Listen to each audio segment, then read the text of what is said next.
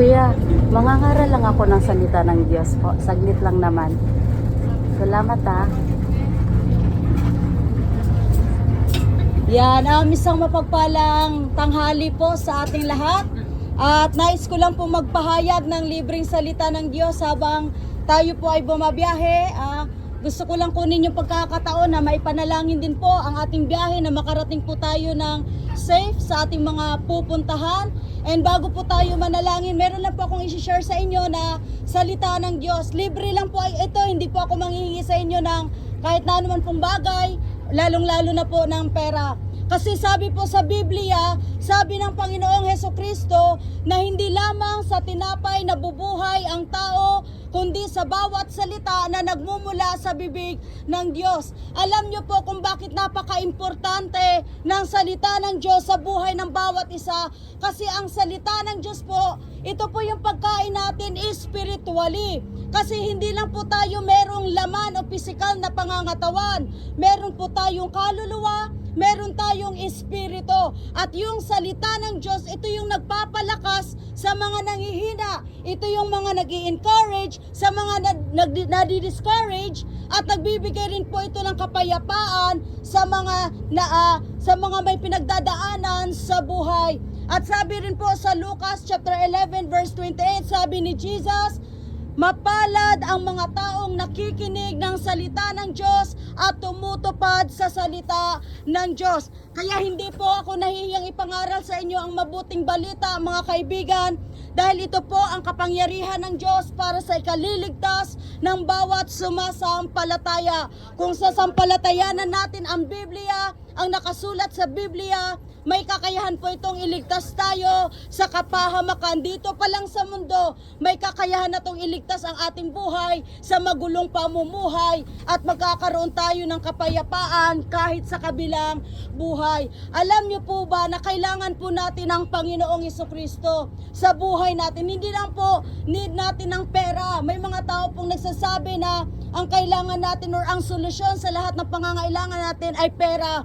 Pero yan po ay maling kamalian. Kailangan po natin ang Diyos sa buhay natin. Bakit po? Kasi hindi lahat ay kayang ibigay ng pera. Yung kapayapaan, hindi po kayang ibigay ng pera yan. Yung kaligtasan, hindi po kayang ibigay ng pera yan. At hindi rin kayang ayusin ng pera ang mga magugulo nating mga buhay. Hindi rin po kayang ibigay ng pera ang buhay na walang hanggan. At yung mga bagay na yan ay matatagpuan lang yan sa Panginoong Hesukristo. Kaya nga, kailangan natin ang Panginoong Hesukristo sa buhay natin. Sabi po, bababa daw po. Sabi po sa Biblia, sabi ng Panginoong Jesus sa Juan chapter 15 verse 5, sabi niya, kung kayo'y hiwalay sa akin, wala kayong magagawa. Sabi ng Panginoong Jesus, kung ang isang tao ay hiwalay sa Kanya, wala siyang magagawa. Bakit? Kasi yung buhay na meron tayo ngayon, yan po ay galing sa Panginoon. Yung lakas, kaya tayo nakakapaghanap buhay, kaya nakakapasok sa paaralan ang mga kabataan, mga estudyante, kaya tayo nakakapagnegosyo, trabaho, dahil sa kalakasang ipinagkakaloob sa atin ng Panginoon. Kaya nga, pag ito po ay binawi na sa atin ng Diyos, yung lakas, yung buhay, hininga na meron tayo ngayon, pag binawi na yan ng Panginoon, wala na tayong magagawa. At kung usapang kaligtasan naman ng ating mga kaluluwa, sabi sa John 14:6, sabi ni Jesus, I am the way, I am the truth, and I am the life. No one comes unto the Father except through me. Kung wala si Kristo sa buhay natin, wala tayong bahagi sa kaharian ng Diyos. Hindi tayo makakapunta kung nasaan ang Diyos Ama, which is sa langit na bayan. That's why we need Jesus. Sikapin po natin na habang tayo po ay namumuhay o nabubuhay sa mundong ito, meron tayong personal na relasyon sa Panginoong Hesukristo. Sayang ang isang buhay na hindi po ipinapagamit sa Panginoon.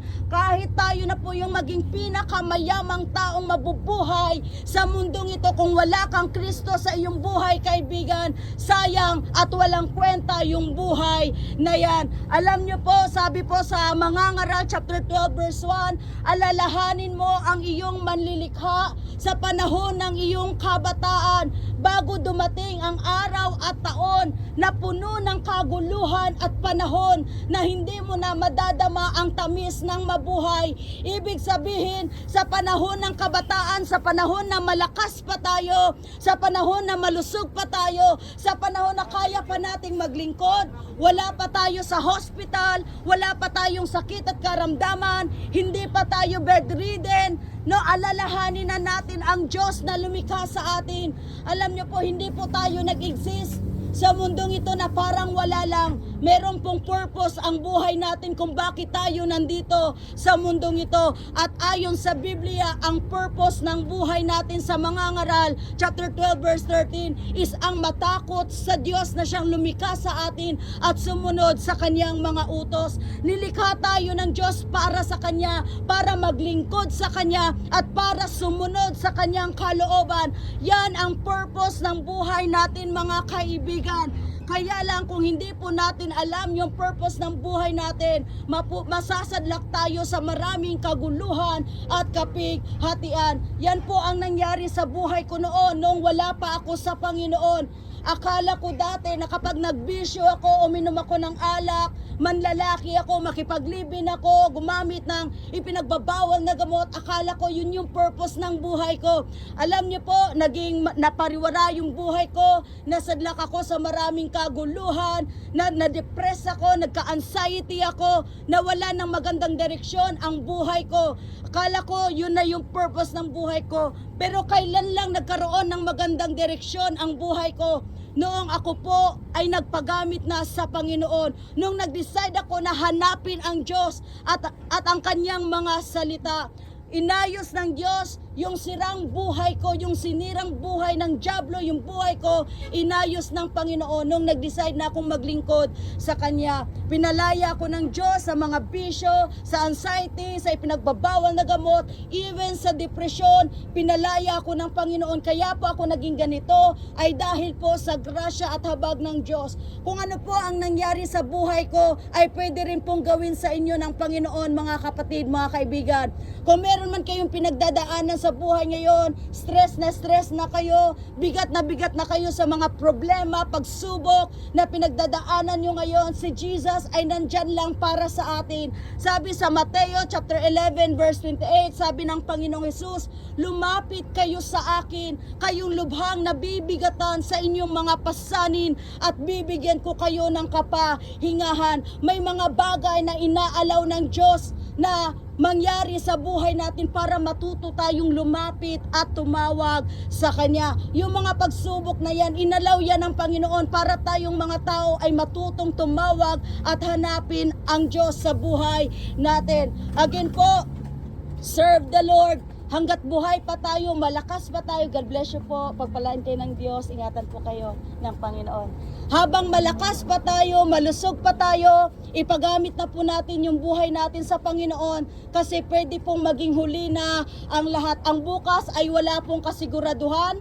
Maari ngayon malakas tayo, buhay tayo, malusog tayo, pero ang bukas ay wala pong nakakaalam kung ano po ang magaganap. Hindi po natin alam kung bukas buhay pa tayo, malusog pa tayo, o nandito pa tayo sa sanlibutan. Sabi rin po sa banal na kasulatan sa James chapter 1 verse 14 to 17, sabi doon, ang buhay ninyo ay parang usok lamang, pansamantalang lumilitaw at pagkatapos ay nawawala. Ganyan lang po kaiksi ang buhay natin sa mundong ito, parang usok, pansamantala lang na lumilitaw, pagkatapos nawawala, namamatay.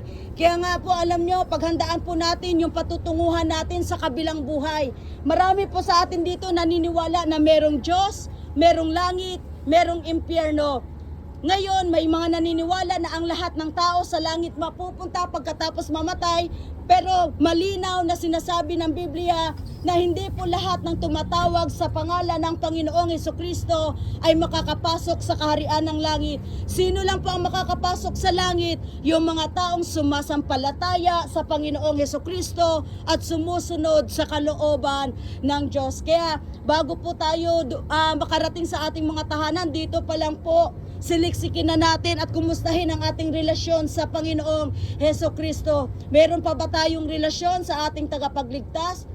Willing ba tayong isuko ang ating buhay sa Panginoon at ipagamit ito sa Kanya? Ngayon pa lang po, today is the day of salvation. Ngayon pa lamang, sabi sa Bible, kung narinig ninyo ang tinig ng Diyos, huwag na ninyong patitigasin ang inyong mga puso. Sumunod na tayo sa Panginoong Heso Kristo. So, desisyon nyo po yan, hindi ko po kayo pipilitin about dyan. Pero nawa, makilala po natin ang Panginoon bago pa po maging huli ang lahat. So, hayaan nyo po na may pag-pray ko po ang biyahe natin at ang bawat isa sa atin. Again, ipagpaumanhin nyo po kung nakakaabala ako sa pamamahinga po ng bawat isa sa atin. Let us pray po. Heavenly Father, in the name of Jesus, maraming salamat po Panginoon sa buhay at kalakasan na ipinagkakaloob mo sa bawat isa sa amin. Tunay nga o Diyos na yung buhay namin ay nagmumula sa inyo, kaya nararapat lamang na ipagamit din po namin ito sa inyo Panginoon. Ang buhay namin ay galing sa iyo at time will come Lord kung kami maglilingkod sa iyo, ito po ay babalik rin po sa inyo Panginoon. Lord, I pray sa bawat isang naririto Panginoon, especially Lord, yung mga taong tumanggap sa iyong mga salita, sumasampalataya Panginoon, at yung mga willing Lord na makilala ka, pagpalain mo ang kanilang buhay Panginoon, pagpalain mo ang lahat ng area at aspeto ng kanilang buhay, pagpalain niyo po sila Ama sa financial Lord, spiritual Panginoon, emotional oh God, physical. I-bless mo po ang bawat isa sa amin at ingatan mo kami na kami po ay makarating sa aming pupuntahan, Panginoon. Ilayo niyo po kami sa disgrasya at kapahamakan. Ilayo mo kami, O Diyos, sa sakit at karamdaman. At pagpalain niyo po ang bus na ito, ang aming driver, Lord, ang aming konduktor, at ang lahat ng pasaherong nandito. Pagpalain mo po ang bawat isa sa amin. Sa iyo ko po, O Diyos, ipinagkakatiwala ang buhay namin. Ito ang aking samo at dalangin na may kasamang pasasalamat. In the mighty name of Jesus, Amen and Amen. God bless po at salamat, to God be all the glory. Nagising ka ba?